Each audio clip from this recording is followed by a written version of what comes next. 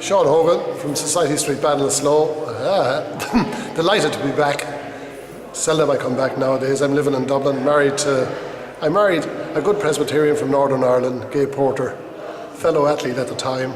We've 2 children, and I've 2 grandchildren in London. Spend a lot of the time going over and back there. What did you do after you left here? After I left here, I joined the army, and then I left the army, decided life was too dull. It was before the operation in Cyprus, and I joined the Munster-Leinster Bank in Castlebar, and I stayed with them. Got out about 9 years ago, thanks be to God, given the state they're in now. Been doing a little bit of work, keeping myself busy. At the moment I work for a number of organisations, including Birdwatch Ireland. So I had a real interest in the cases behind me here of birds that I've never seen and never remember when I was here. So it shows the way a fella can change. But best memory from Garbally?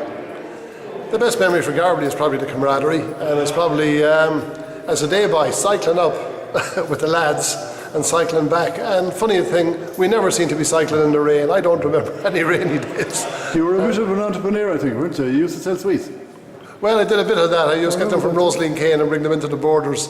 I decided I wanted to go into the retail business. How are you? Hello, Paddy. You're doing well? Great to see you. Sure. I'm like... Anthony Johnston. Tony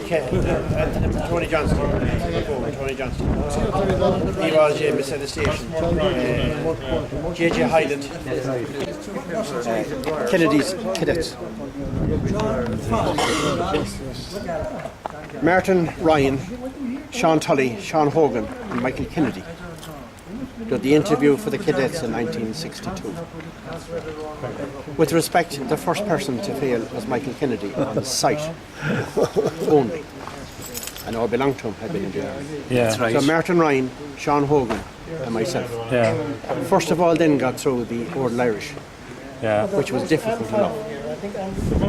Due to Pat Kearney's extra tutelage, I suppose, and Father Keys and so forth here. Yeah. Then the interview itself took place.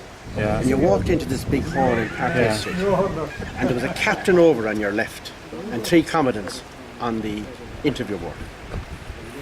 And I was coming in the morning, I stayed with my late godfather in Dublin, and he says, whatever you do, he says, get today's paper, he said, and read the headlines. Yes.